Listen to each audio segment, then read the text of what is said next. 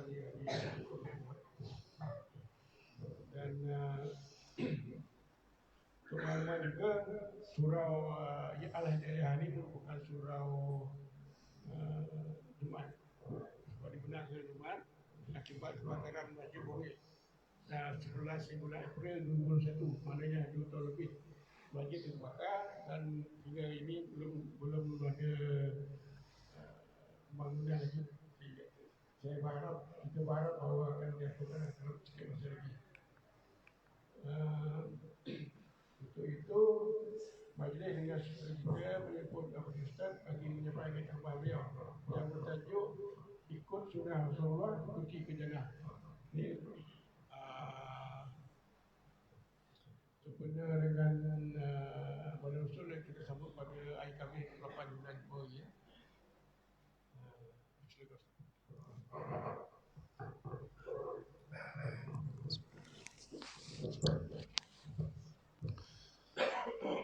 Assalamualaikum warahmatullahi wabarakatuh. Bismillahirrahmanirrahim. Alhamdulillahirabbil alamin wa afdhalus salati wa atammu taslimi ala sayyidina Muhammadin wa ala alihi wa sahbihi ajmain. Rabbi shrah li sadri wa yassir li amri wahlul 'uqdatam min lisani yafqahu qawli. Subhanaka la ilma lana illa ma 'allamtana innaka antal alimul hakim. Allahumma akhrijna min zulumatil wahmi wa akrimna binuril fahmi waftah alaina bima'rifatil ilmi wa sahhil akhlaqana bil hilm waj'alna mimman yastami'una al-qawla fayattabi'una ahsana. Allahumma ati nufusana taqwaha wa zakkiha anta khairu man zakkaha anta waliyuha wa maulaha. Allahumma arinal haqqa haqqan warzuqna ittiba'ah wa arinal batila batilan warzuqna ijtinabah. Allahumma anfa'na bima 'allamtana wa 'allimna ma yanfa'una wa zidna ilman wa huda, amma ba'd. Alhamdulillah, muslimin, muslimat, hadirin hadirat yang saya hormati. Moga-moga kita semua dirahmati dan diberkati oleh Allah Subhanahu wa taala, dan moga-moga kita semua dikurniakan oleh Allah Subhanahu wa taala kefahaman yang baik dalam urusan agama sesuai dengan sabda junjungan Nabi kita Nabi Muhammad sallallahu alaihi wasallam, man yuridillahu bihi khairan yufaqihu fiddin. Barang siapa yang Allah nakkan dengan dia kebaikan, nescaya Allah bagi dia faham dalam urusan agama. Dan moga-moga Allah kurniakan kepada kita semua akhlak yang mulia, juga sesuai dengan sabda Nabi sallallahu alaihi wasallam, innama bu'istu liutammima makarimal akhlak. Hanya saja aku dibangkitkan demi untuk menyempurnakan kemuliaan akhlak. Qala Allah Subhanahu wa taala fil Qur'anil Hakim, qul in kuntum tuhibbunallaha fattabi'uni yuhibbukumullah. Shadaqallahul azim. Allah Subhanahu wa taala memberitahu kepada kita, kalau kita tu kasih kepada Allah Subhanahu wa taala, fattabi'uni, maka hendaklah kamu ikut akan daku, yakni ikut kepada Nabi sallallahu alaihi wasallam. Natijahnya yuhibbukumullah, nescaya Allah kasih kepada kamu. Jadi dah dimaklumkan. Sebentar tadi saya ni orang Terengganu. Jadi nak cakap Nagori itu tak berapa lah. Dan cuba-cubalah. Kalau tak jadi jangan marah, asal boleh faham sudahlah. Jadi kepada para alim ulama, tuan-tuan ustaz, tuan Bilal, pengerusi walaupun tak ada di sini ya, di umrah, dan seluruh pemimpin masyarakat ahli yang hadir pada pagi ini, kita nak lihat pada kunci nak ke syurga. Kunci nak ke jannah adalah ikut sunnah. Sunnah dari segi bahasa jalan. Jalan yang baik ke, jalan yang buruk ke, sunnah. Tapi dari segi istilah, at-tariqatul mardiyah, jalan yang baik saja, jalan yang diredai oleh Allah saja, itu namanya sunnah, yang dijalani oleh Rasulullah sallallahu alaihi wasallam dan juga tokoh-tokoh dalam agama, iaitu para sahabat radhiyallahu anhum ajmain. Jadi kita tu tak mau lari daripada jalan Nabi, tak mau lari daripada jalan para sahabat. Semalam saya sudah sebut, kalau begitu golongan Syiah sudah awal-awal kita tahu mereka itu tidak ikut sunnah. Kenapa? Kerana mereka itu benci kepada para sahabat. Puncanya apa? Ta'assub politik. Asalnya berpolitik saja, sokong Sayyidina Ali radhiyallahu anhu jadi khalifah, tak ada masalah. Sayyidina Ali memang orang yang layak, sepupu Nabi, orang yang alim, orang yang berani, memang layak jadi khulafa ar-rasyidin, salah seorang khalifah. Tapi bila golongan Syiah terlampau ta'assub sehingga membenci kepada sahabat-sahabat yang lain, mereka tergelincir dari sunnah. Maka sunnah yang pertama yang kita perlu ikut pada Nabi SAW adalah sunnah baginda dalam akidah, dalam keyakinan. Yang kedua dalam syariah, iaitu dalam amalan. Yang ketiga dalam hakikah, iaitu dalam kebersihan hati. Ilmunya nama ilmu tauhid, yang keduanya nama fiqh, yang ketiga namanya tasawuf. Tiga-tiga ni kita nak berada atas landasan Nabi SAW. Akidah Nabi SAW inilah yang para ulama ahli sunnah wal jamaah telah permudahkan dalam pengajian, namanya Tauhid Sifat 20. Tapi hati-hati, di zaman kita ni ada orang kata jangan belajar Tauhid Sifat 20 ni. Tak ada zaman Nabi, kata dia. Yang tak ada zaman Nabi itu penyusunan. Ilmunya ada. Sama juga zaman Nabi, ada ke sahabat Nabi belajar tajwid? Sayyidina Abu Bakar, Sayyidina Umar radhiyallahu anhum belajar ini idgham bi gunnah, ini idgham bila gunnah, ini mad arid lisukun, ini mad asli. Ada ke? Tapi tajwid tak ada ke? Tajwid ada. Tajwid ni kan memperelokkan bacaan Al-Quran, makhrajnya betul, panjang pendeknya tepat. Itu kan ada. Penyusunan je datang kemudian. Sama juga seperti ilmu hadis. Tak ada di zaman sahabat dikatakan ini mutawatir, ini ahad, ini masyhur, ini sahih, ini dhaif, ini hasan. Tak ada. Tapi adakah hadis di zaman Nabi? Ya ada. Sahabat pun memastikan. Kalau tak pasti, kata dia, adakah orang lain yang dengar Nabi cakap macam itu? Adakah saksi lain? Bahkan ada sahabat Nabi yang kritik perawi. Ada perawi perempuan bagi tahu ketika dia dicerai oleh suaminya, Nabi bagi nafkah walaupun talak bain. Kata Sayyidah Aisyah radhiyallahu anha, tidak aku tinggalkan Al-Quran semata-mata kerana riwayat satu orang, tah dia lupa, tah dia ingat. Mana mengkritik perawi sudah ada. Jadi jangan kita terpedaya dengan orang yang katakan tak ada sifat 20 zaman Nabi. Yang tak ada tu penyusunan. Disusun kata wujud kidam baqa, memang tak ada. Habis wujud kidam baqa tak ada ke zaman Nabi. Orang beriman Allah wujud, pasti ada. Tak ada orang beriman yang tidak meyakini Allah wujud. Zaman Nabi SAW pasti yang meyakini Allah wujud, yakin Allah wujud tidak ada permulaan. Tidak seperti makhluk. Makhluk wujud tapi dahulu tidak wujud. Allah wujud tidak didahului oleh tiada, itu namanya qidam. Pasti zaman Nabi pun orang beriman Allah wujud selama-lamanya, itulah namanya baqa. Pasti zaman Nabi orang-orang beriman yakin Allah tidak sama seperti makhluk, itulah namanya mukhalafatuhu ta'ala lil hawadis. Pasti di zaman Nabi orang-orang beriman yakin bahawa Allah tidak berhajat kepada makhluk, itulah namanya qiyamuhu ta'ala binafsi. Allah tidak berhajat kepada solat kita, Allah tidak berhajat pada puasa kita. Jadi ada orang dia dengar macam tu, kata dia, oh macam tu tak payahlah saya solat ustaz. Macam mana kamu dengar? Allah yang tidak berhajat pada solat kamu, kamu berhajat kepada solat supaya kamu masuk syurga. Allah tidak berhajat kepada makan, kamu berhajat kepada makan. Seterusnya kita bidanglah satu persatu. Pasti orang beriman dengan wahdaniyah Allah Maha Esa, pasti beriman dengan hayah Allah Maha Hidup, pasti beriman dengan ilmu Allah Maha Mengetahui, kudrah, iradah, sama, basar, kalam. Yang tak ada tu hanya penyusunan. Yang kedua kata dia, ini ilmu-ilmu sifat 20 ni, kata dia, ini ilmu falsafah Yunani, bukan daripada Quran hadis. Ya. Jadi kita tanya balik yang cakap macam itu, kalau betul lah ilmu sifat 20 ni ilmu falsafah Yunani, bagi nama siapa dia?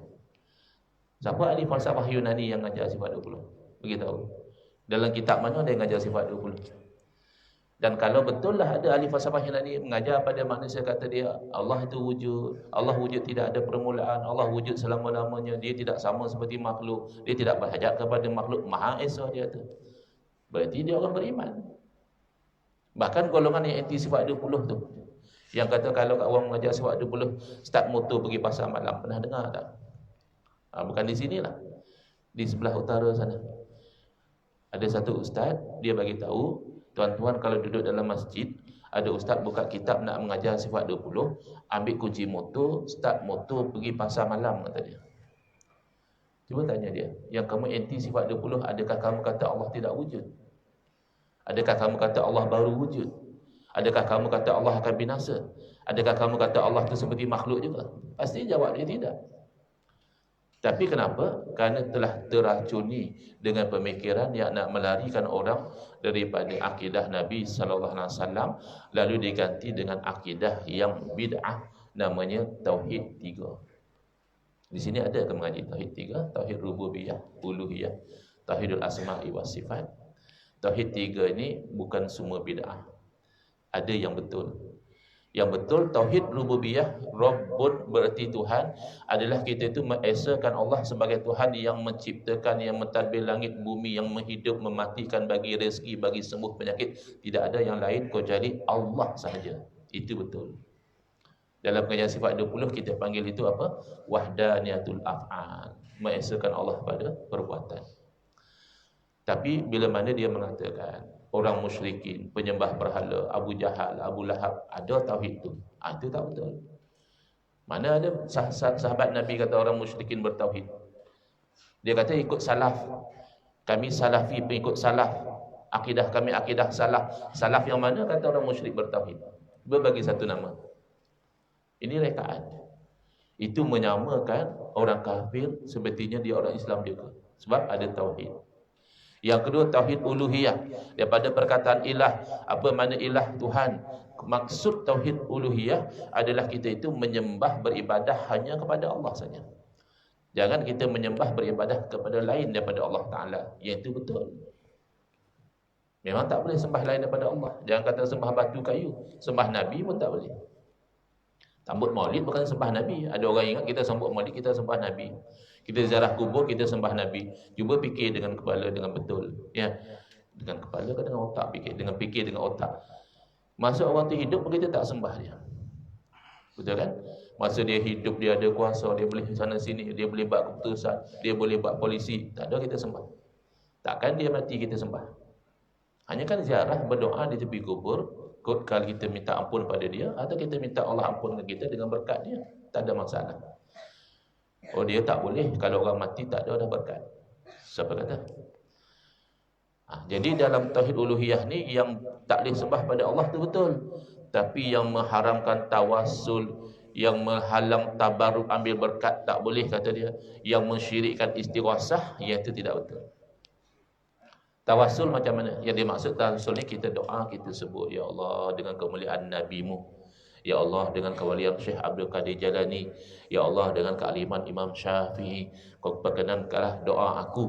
Kata dia macam tu hanya boleh kalau masa hidup. Nabi masih hidup, bolehlah kita tawasul. Nabi dah wafat, dah tak boleh. Mana dalil? Mereka ni kalau bercakap sedap, ya, agama ni terbina atas dalil. Mana dalil kamu kata tawasul hanya boleh dengan orang hidup? Tak ada. Ketika Nabi SAW mengajar doa tawasul pada satu orang buta, dia ni nak sembuh daripada buta, kata dia, Ya Rasulullah, doakan saya supaya sembuh. Nabi kata, kalau kamu sabar lebih baik. Tapi kalau kamu nak, boleh. Kata dia, saya naklah, susah ya Rasulullah, buta ni tak ada orang nak pimpin, nak jalan sana sini susah. Nabi tidak doakan, Nabi ajar, suruh dia berwudu, solat 2 rakaat. Itu salah satu dalil solat hajat. Ada hajat, solat dulu. Kemudian Nabi ajar doa, Allahumma inni as'aluka, ya Allah, aku mohon kepadamu, wa atawajjahu ilaika, dan aku bertawajuh kepadamu, binabiyyika nabiyyir rahmah, Nabi Muhammadin nabiyyir rahmah. Itu namanya tawasul. Aku bertawajuh dengan nabimu Muhammad, Nabi rahmat, Nabi yang ajar. Itu masa Nabi hidup. Mana dalil? Nabi ajar, Nabi tak beritahu ini doa hanya boleh baca ketika saya hidup. Nanti kalau saya sudah meninggal, haram baca doa macam ni. Tidak ada. Ini hanya mereka bid'ah. Dan kalau mereka faham, sahabat Nabi ajar doa tawasul selepas Nabi wafat. Zaman Sayyidina Uthman bin Affan radhiyallahu anhu jadi khalifah, satu orang ada hajat dengan khalifah tapi susah nak jumpa khalifah, asyik terhalang. Diajar oleh satu orang sahabat lain namanya Uthman bin Hunayf radhiyallahu anhu baca doa ini. Berarti sahabat tak ada masalah. Nabi dah wafat pun. Kerana tawasul ini menyebut sesuatu yang mulia dalam doa. Sebut nama Allah mulia. Sebut amal soleh mulia. Sebut apa lagi? Sebut amal soleh boleh. Sebut orang soleh tak boleh kalau mati. Adakah orang soleh hilang kesolehan kalau mati? Kita sebut nama Nabi sebab Nabi mulia. Adakah Nabi SAW hanya mulia ketika baginda masih hidup, lalu setelah wafat baginda tidak mulia? Tidak demikian. Jadi ini yang kedua yang batil dalam tauhid uluhiyah. Yang ketiga namanya tauhidul asma'i wa sifat. Nak bagi tahu ini bukan sunnah Nabi. Kata mereka atas nama tauhidul asma'i wa sifat, mereka menafsirkan ayat Al-Quran yang mutasyabihat dengan makna zahir. Makanya kata dia Allah Ta'ala tu bertempat di atas arash, kerana Ar-Rahmanu 'alal arsy istawa. Jadi kita ni yang kata Allah tak bertempat ni, kata dia tak bertempat. Betul? Tak bertempat. Kita tu tak ikut sunnah, kata dia. Ikut sunnah tu yang katakan Allah tu atas arash. Sebenarnya kita dua-dua menerima istiwa. Tak boleh kita nafikan istiwa. Saya ditanya di Melaka, satu orang tanya, Ustaz, saya tu jadi kafir kalau saya menetapkan istiwa. Adakah saya jadi kafir? Saya kata terbalik tu Tuan. Kalau Tuan nafikan istiwa, tu yang jadi kafir. Kerana Tuan nafikan apa yang Quran hadis sebut. Yang beza antara kita bukan istiwa atau tidak istiwa. Bezanya apa makna istiwa. Di sisi kita, istiwa itu makna yang layak dengan Allah. Di sisi dia tak, istiwa itu maknanya duduk. Tapi duduk yang layak dengan Allah. Adakah duduk yang layak dengan Allah? Duduk itu kan sifat makhluk. Duduk itu kan memberatkan jasad pada bahagian punggung. Itu Ustaz yang kata. Ya kamu yang kata duduk, siapa kata? Adakah Nabi SAW yang kata? Quran kata istiwa. Istiwa ada lebih kurang 15 makna. Maka sunnah Nabi dalam mendepani ayat mutasyabihat, Quran sudah sebut. Macam mana? Huwallazi anzala ilaikal kitab. Dialah Allah yang menurunkan kepada kamu Al-Quran. Minhu ayatun muhkamat. Daripada Al-Quran tu ada ayat muhkamat. Yang tu pegang. Kenapa? Hunna umul kitab. Ayat yang jelas, laisa kamitslihi syai'un, tidak ada satu serupa dengan Allah tu, ayat yang muhkamat, pegang. Walam yakul lahu kufuwan ahad, tidak ada satu yang sekufu yang sama seperti Allah, yang tu pegang, itu muhkamat, itu induk dia. Wa ukharu mutasyabihat, tapi ada juga ayat yang mutasyabihat. Apa jalan ayat mutasyabihat? Dua jalan. Satu sosek, satu betul. Yang sosek macam mana? Wa ammal ladzina fi qulubihim zayghun fayattabi'una ma tasyabaha min. Adapun orang yang hati dia bengkok, cenderung pada sesat, maka dia ikut yang sama-sama. Sama-samanya sepertinya Allah pun bertempat juga. Kata dia, macam itulah Allah bertempat. Itu bukan jalan Nabi. Jalan Nabi yang kedua tu. Sebab apa kita tak mahu letakkan makna-makna macam itu? Wa ma ya'lamu ta'wilahu illallah. Padahal tidak ada yang tahu makna sebenar kecuali Allah. Serah pada Allah. Tapi mereka tak mahu. Kata dia kalau serah pada Allah tu, itu mensia-siakan ayat Quran, kata dia. Dan Quran sendiri sebut. Paling tidak, warasikhuna fil ilmi, dan orang yang mendalam ilmu, kata setengah ulama juga tahu makna ayat mutasyabihat, maka serah pada ulama. Ulama kata apa? Istawa pada banyak makna. Makna yang kita boleh terima antaranya istaula, Allah menguasai arash. Kalau orang Islam kita tanya dia, betul atau tidak Allah menguasai arash? Tidak ada yang bangkang. Termasuk golongan tadi. Mereka tidak akan kata Allah tidak menguasai arash. Antara makna istawa adalah qahara, menggagahi. Kalau menggagahi ni makna arash kena patuh kepada Allah. Siapa orang Islam yang akan bangkang kalau arash terpaksa patuh kepada Allah? Tidak ada. Jadi itu muhkamat, iaitu yang kita pegang. Sama ada kamu serah bulat-bulat pada Allah atau kamu terima makna yang tidak bercanggah dengan akidah. Tapi jangan diletakkan makna yang bukan-bukan. Akhirnya kata dia, duduk atas bukit tu lebih dekat dengan Allah. Kerana Allah di langit, bukit lebih dekat dengan langit. Ini bukan akidah Nabi. Ini bukan sunnah Nabi. Dan sunnah Nabi SAW juga adalah yang akidahnya itu bukan taklid buta tuli. Yang dalam bab akidah ni, taklid buta tuli itu akidah orang penyembah berhala. Bila dia dakwah, janganlah sembah batu, janganlah sembah kayu. Kata dia, hadza ma wajadna alaihi aba'ana. Sembah berhala inilah yang kami dapat itu nenek kami buat. Jadi kami tak mau tinggal. Bukan macam itu. Akidah kita adalah akidah yang berdalilkan nakli dan juga akli. Jadi jangan saya dah sebut semalam di surau, Al-Ihsaniyah, surah Ihsaniyah. Saya kata jauhi penyakit BBAK, penyakit zaman moden, BBAK. Muslimat pernah dengar? Biar bodoh asal confident. Itu penyakit bahaya. Dia bodoh tapi dia confident. Kata dia pegang Quran Sunnah, tak mahu pakai akal. Sejak bila Quran Sunnah suruh kita jangan pakai akal? Bahkan tak guna akal ni salah satu sebab masuk neraka. Kan selalu kita baca surah Al-Mulk. Dalam surah Al-Mulk kita satu ayat kita jumpa keluhan ahli neraka. Wa qalu law kunna nasma'u aw na'qilu ma kunna fi ashabis sa'ir. Ahli neraka merintih dan menyesal, kalaulah dahulu di dunia tu kami mahu dengar atau kami mahu menggunakan akal, tidaklah kami tergolong daripada ahli neraka. Maknanya salah satu sebab masuk neraka tidak guna akal. Bila lahir ke dunia tidak guna akal, jadi macam binatang. Hidup, makan, minum, berkahwin, beranak pinak, tua, sakit, mati. Tapi kalau guna akal, pasti dia kata ma khalaqta hadza batila. Wahai Tuhan, tidak kau jadikan ciptaan ini sia-sia. Ada tujuan dia. Wa ma khalaqtul jinna wal insa illa liya'budun. Tidaklah kami ciptakan jin dan manusia kecuali untuk menyembah pada aku. Tapi kena fikir. Malam saya bagi tahu, kalau kita fikir tentang diri kita ni, jantung sudah cukup bercakap tentang kewujudan Allah. Sebab jantung kita tidak kawal. Betul kan? Kita dengar kuliah, jantung jalan. Kita makan, jantung jalan. Kita tidur, jantung jalan. Jantung berhenti, kita jalan. Jantung jalan, jantung berhenti, kita kawal atau tidak? Tak kawal. Kalau begitu, siapa kawal? Kita jadi tua, jadi sakit, kita tak mau. Kadang-kadang lutut, sakit dah tua. Kita tak mau sakit lutut. Siapa jadikan kita sakit lutut? Siapa jadikan kita sakit pinggang? Siapa kan jadikan kulit kita berkedut, mata kita kabur, umpan dah berterabur, gigi pun banyak gugur? Siapa jadikan? Ya Allah. Sebab itu Allah berfirman, wa fi anfusikum afala tubsirun. Maka dalam bab akidah, nak ikut sunnah Nabi SAW, pegang betul-betul yang ulama dah susun pengajian sifat 20. Ada orang tak suka dia punya sifat 20, kata dia kitab kuning. Ini pengajian kitab kuning. Apa masalah? Cetak dalam kertas putih boleh, cetak dalam kertas biru boleh. Yang penting isinya adalah antivirus yang evergreen. Orang tak percaya Tuhan, ini antivirus dia. Orang yang mensyirikkan Tuhan, ini antivirus dia. Orang yang memakhlukkan Tuhan, ini antivirus dia. Semua sudah ada.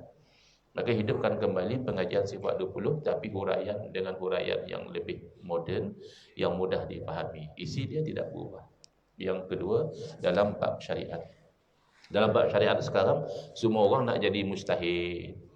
Semua orang kata dia nak rujuk terus pada Quran dan sunnah. Ini tidak sunnah. Kerana dalam hadis Nabi SAW bersabda, man qala fil Qur'ani bi ra'yihi falyatabawwa maq'adahu minan nar. Barang siapa yang berkata-kata tentang Quran ikut akal dia semata-mata, sediakan tempat duduk dari api neraka. Maka jalan sunnah memahami agama adalah dengan pintu ulama. Sebab itulah Nabi SAW beritahu, innallaha la yakbidul ilma intiza'an yantazuhu 'anil ibad. Allah tidak cabut ilmu dengan cara Allah sentak tarik daripada hamba, tidak. Macam mana Allah tarik ilmu? Walakin yakbidul ilma biqabdil ulama. Akan tapi Allah cabut ilmu dengan dimatikan ulama. Orang yang faham, dia faham kalau ilmu itu melalui pintu ulama. Sekarang sudah ramai yang kata, buat apa ikut ulama? Ulama bukannya maksum. Yang penting kita ikut Quran dan sunnah. Ayat dia kemah. Ikut Quran sunnah, jangan ikut ulama. Ulama tidak maksum. Nombor satu, kita nak tanya, habis selama ni kamu ingat ulama ikut apa? Ikut Taurat ke Injil? Kan selama ni ulama berfatwa, tulis kitab, ikut Quran dan sunnah. Yang kedua, kita ikut ulama bukan kerana ulama maksum. Kita ikut ulama kerana mereka pakar dalam bidang agama. Kita ikut sahabat. Sahabat juga tidak maksum, tapi sahabat murid Nabi, pasal itu kita ikut. Ulama pewaris Nabi, kerana itu kita ikut, bukan kerana maksum. Kalau kamu beri alasan tidak maksum, kamu pergi pada Quran dan hadis terus, kamu itu maksum ke? Kamu yang cuba nak faham hadis tu, yang cuba nak faham Quran, kamu pun tidak maksum, tambah jahil lagi. Makanya agama kita ini terbina di atas ikut kepada pewaris Nabi. Dalam bab fiqh kita bertaklid kepada imam-imam mazhab, bukan kerana ta'assub kepada mereka, tapi kerana mereka pakar. Sekarang orang sudah pertikaikan mazhab. Kata dia, kita sembahyang ikut mazhab Nabi dulu, ikut mazhab mana? Lah, kamu susah mazhab Nabi pula. Nabi sembahyang ikut wahyu lah bang. Nabi sembahyang ikut wahyu. Kita nak ikut Nabi itulah jadi mazhab. Kerana kita tidak lihat Nabi solat. Ada setengah orang dia solat semangat, kata dia, aku solat ikut cara Nabi. Kerana Nabi bersabda, hendaklah kamu solat sebagaimana kamu lihat aku solat. Cuba pelan-pelan gosok belakang dia. Bang, bila lihat Nabi solat? Minggu lepas ke? Tahun lepas? Tak ada, dia tak lihat Nabi solat pun. Dia perasan ya. Dia belajar macam tu sebab ustaz dia kata macam itulah cara Nabi solat. Kita solat macam kita solat sebab tok guru kita bagi tahu macam itulah cara Nabi solat. Cuma beza kita dengan dia, kalau kita bermazhab, sanad solat kita bersambung sampai kepada sahabat. Habis kenapa beza-beza ustaz? Ya ini macam ni, kan ni macam ni.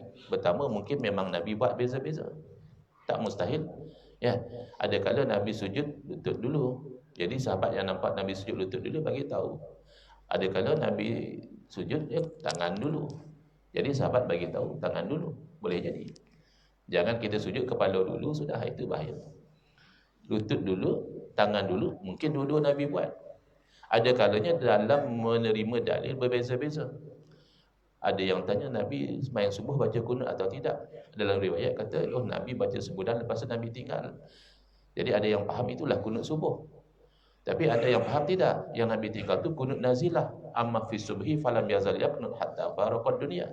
Ada pun dalam satu riwayat mengatakan solat subuh Nabi tidak pernah tinggal kunut hingga Nabi meninggal dunia. Jadi oleh kerana berbeza-beza menerima dalil, maka berbeza-beza fatwa. Tapi insya-Allah mana-mana pun masih ikut sunnah. Tapi kalau yang tidak mau ikut mazhab, mana sanad terputus. Tidak sampai ilmu mereka kepada sahabat, berarti tidak sampai kepada Nabi sallallahu alaihi wasallam. Jadi yang kedua dalam amalan, nak ikut Nabi, kita itu ambil belajar satu mazhab, betul-betul ikut. Tapi saya ni nak amal 4 mazhab boleh ke Ustaz? Itu macam mana kamu ni? Subuh ada 2 mazhab, baca kunut tak baca kunut. Kamu nak amal semua, nak amal macam mana, kamu baca tak baca? Kan salah satu saja. Jangan besar sangat angan-angan. Dahulu ada ulama yang mahir 4 mazhab, amal satu. Kita satu mazhab pun tak mahir nak amal 4. Ini angan-angan. Nah, jadi nak ikut sunnah Nabi bukan cara terus pada Quran hadis, bukan. Quran hadis tu lubuk dia. Ada pakar dia masuk yang gali. Ibarat mutiara tu kena ada pakar penyelam dia. Buat keluar mutiara daripada lautan. Kalau puan-puan pakai mutiara menyelam sendiri kan?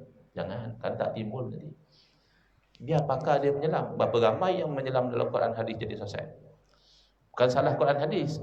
Salah mereka tidak ada kepakaran. Yudillu bihi katsira wa yahdi bihi katsira. Dengan apa dalam Quran ramai jadi sesat. Dalam Quran ramai dapat hidayah. Beza apa? Cara dia menggali Quran tu. Kena melalui pintu ulama. Bahkan satu orang ulama bernama Ibn Wahbin, dia ni mengaji hadis. Kata dia, laula an qazani Allahu bi Malikin wal Laits bin Sa'din la dalaltu. Kalaulah tidak kerana Allah selamatkan aku dengan 2 orang, dengan Imam Malik dan Imam Laits bin Sa'd, nescaya aku jadi sesat. Orang tanya, pasal apa sampai macam itu? Dia kata, saya belajar hadis banyak. Dengan puluhan guru, ribuan hadis saya belajar, ngaji. Akhirnya saya jadi hairan. Kenapa hadis ni macam ini? Hadis satu lagi macam ini pula. Akhirnya bila saya bertanya pada Imam Malik, kata Imam Malik, khuz haza wa da' haza. Ini hadis ini tempat dia. Ini hadis ini tempat dia. Yang ini tinggalkan, bukan itu maksud dia. Ini pegang, ini maksud dia. Oh, baru dia faham. Ada pula zaman sekarang orang kata tak apa, baca terjemahan hadis macam baca novel. Ini pintu sesat. Ini bukan sunnah. Nabi SAW bagi kita panduan dalam agama, innamal ilmu bitta'allum. Hanya saja ilmu itu dengan jalan belajar. Quran sudah beritahu, wala taqfu ma laysa laka bihi ilmun. Jangan kamu ikut satu perkara kamu tidak ada ilmu. Dan Nabi SAW dalam Quran juga beritahu, fas'alu ahla zikri in kuntum la ta'lamun. Tanya orang yang tahu kalau kamu tidak tahu. Terakhir, ikut sunnah Nabi di dalam kebersihan hati. Kerana sunnah Nabi bukan hanya zahir. Zahir itu penting, kena semayang, kena puasa, kena haji. Tapi batin lebih penting, kerana itu tempat tilik Allah Ta'ala.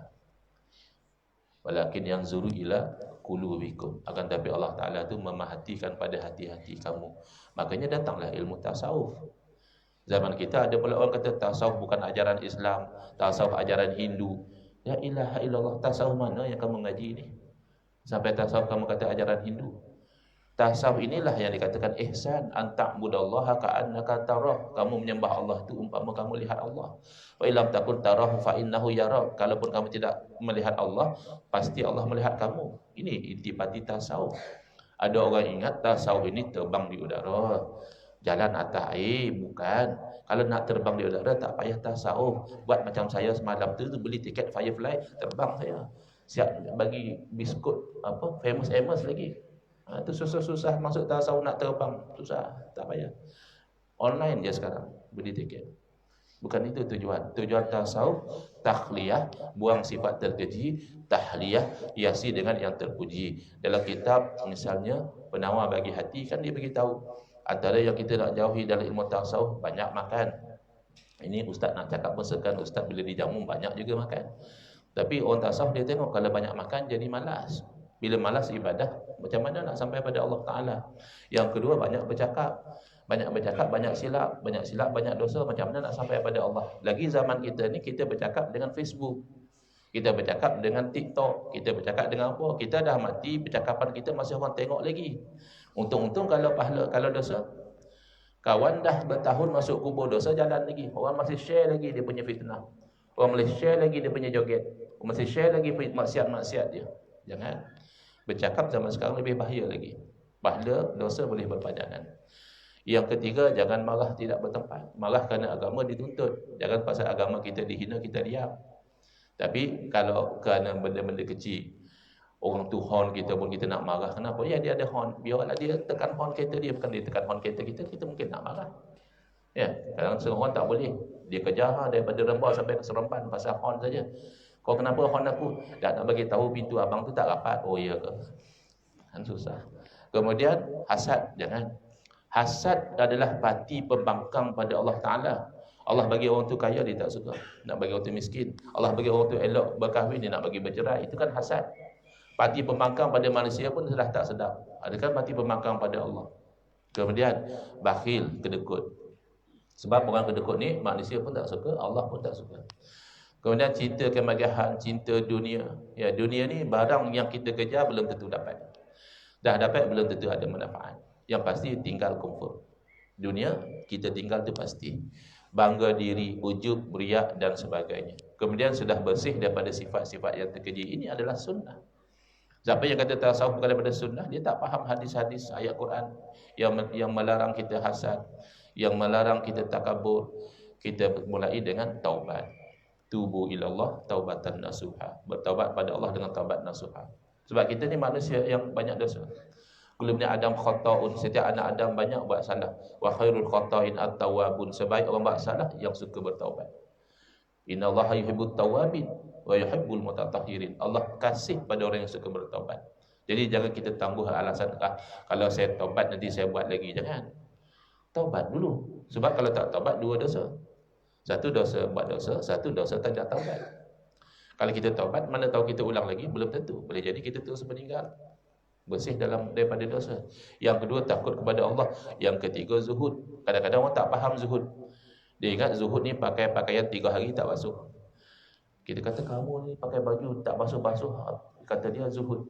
Kita bisik pelan-pelan, tu bukan zuhud, tu musuh. Zuhud pakai baju bersih. Ada satu cerita, satu orang nak zuhud, dia hanya bawa periuk saja. Jadi kawan dia kata, kamu nak mengaji dengan orang zuhud, pergi lawat satu tok syekh, dia betul zuhud. Dia pergi-pergi, ini zuhud apa, salah alamat ke apa. Rumah besar, ya, kereta mewah, staf ramai. Tiba-tiba orang qomat, azan qomat, solat. Tok syekh jadi imam, dia jadi makmum. Tinggal periuk di belakang, budak-budak nampak periuk, jadi gendang lah jawabnya. Pom. Lepas semayang, tok syekh panggil. Dia kata, yang apa yang kamu nampak ni, rumah, kereta, apa kenderaan lah, tak ada kereta zaman tu, kenderaan, staf.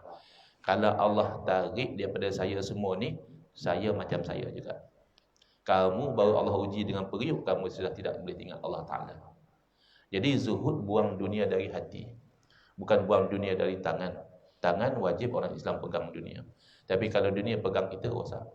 Ya, na'udzubillah. Kemudian sabar dan syukur adik-beradik lah. Sebab kita hidup atas dunia dua. Ada benda kita suka, ada benda kita tak suka. Benda kita suka, syukur. Ya, benda kita tak suka, sabar. Ustaz ceramah tak habis-habis, ya sabar. Lepas ceramah makan free, ya syukur. Kan macam itu hidup kita. Ada makan ke lepas tu? Tanya ya, tak minta. Ikhlas. Buat satu semata-mata kerana Allah. Ya, kadang-kadang orang cakap saya buat ni ikhlas, belum tentu. Orang yang ikhlas dia tak nampak pun dia ikhlas. Kerana dia hanya nampak Allah Taala. Kemudian tawakal. Tawakal ni gantung bulat-bulat harapan kepada Allah, bukan tidak berusaha. Ada orang ingat tawakal duduk di rumah tidak bekerja, bukan. Itu namanya kalau di KL panggil pemalas. Kalau di Negeri Sembilan panggil apa? Ya. Boloseh. Betul ke? Boloseh. Oh, teruk sangat bunyi tu. Jadi bukan tawakal ni tidak keluar bekerja. Tawakal ni walaupun dia keluar pagi, balik petang, dapat gaji, bayar hutang. Yo, itu dia tawakal kalau dia yakin sebutir nasi yang masuk mulut dia tu Allah yang tentukan. Ada cerita pasal tawakal, pasal ketentuan Allah ni tentang ibu saudara saya. Tahun 1995, ibu saudara saya ni dia melahirkan anak. Takdir Allah, dia panggil apa? Tumpah darah, banyak darah keluar, dia koma. Lalu kami datang ziarah. Saya dan ibu saya diberitahu oleh doktor, kata doktor kepada ibu saya, adik puan ni dah teruk tadi. Puan banyakkan baca Yasin. Alah, kalau doktor suruh baca Yasin, faham je lah.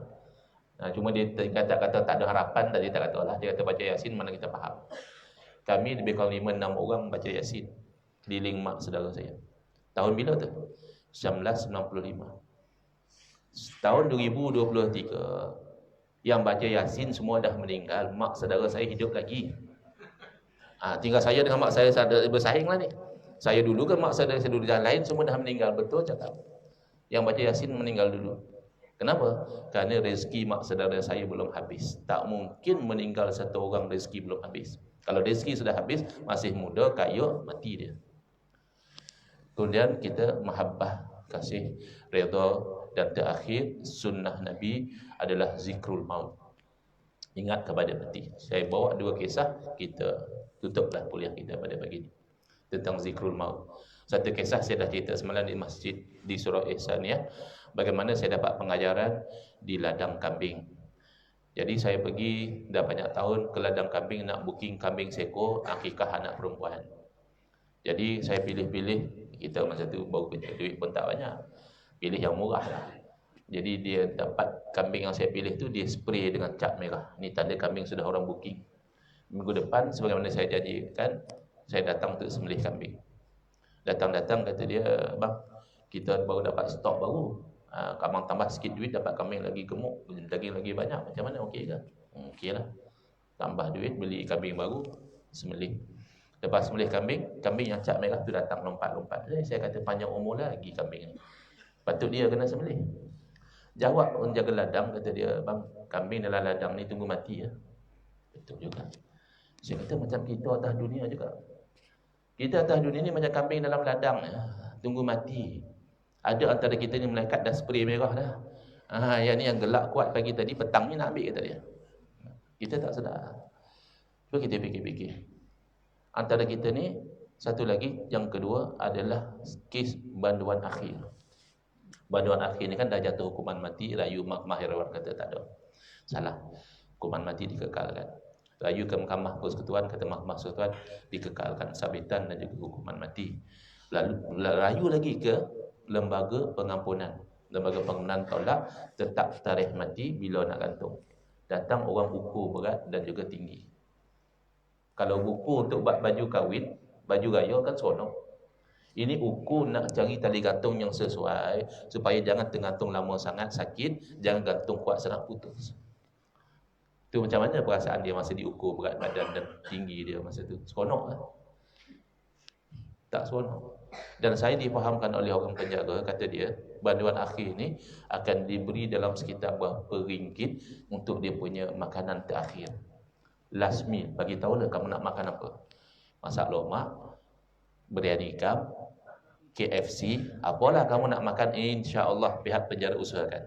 Dia ada bajet lah dalam sekitar berapa ringgit, tapi kalau lebih pun pihak penjara bagi jugalah. Tapi banyak mana makan. Botak Chin katanya order KFC, makan 2-3 suap, batu letak tu orang Samsing. Macam mana tidur orang banduan akhir pada malam yang besok dia akan digantung? Agak-agak macam mana dia tidur?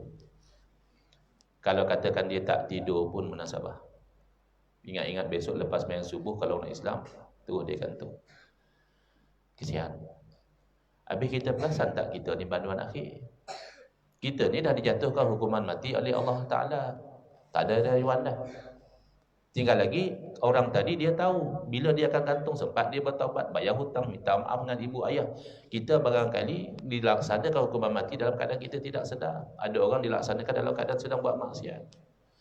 Maka kalau kita kasihan pada banduan akhir tadi, patut kita kasihan pada kita, patut kita yang tak boleh tidur malam ni. Bila hukuman kita akan dilaksanakan. Jadi ini antara sunnah Nabi SAW, memperbanyakkan mengingat kepada mati. Jadi setakat itu yang saya mampu sampaikan. Sunnah Nabi dalam akidah, sunnah Nabi dalam syariat, dan sunnah Nabi di dalam hakikat ataupun tasawuf. Moga-moga Allah jadikan bermanfaat bagi diri dan orang lain. Hadza wabillahi taufiq wal hidayah. Wassalamualaikum warahmatullahi wabarakatuh.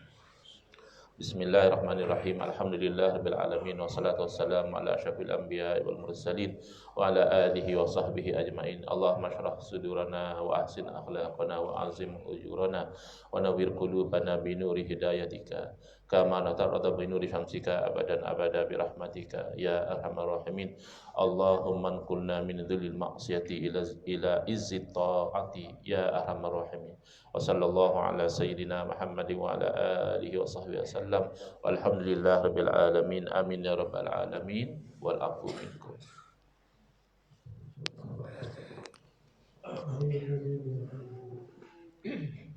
Mohon maaf saya di awal tadi saya sebut buku surah, sebenarnya buku surah kita ada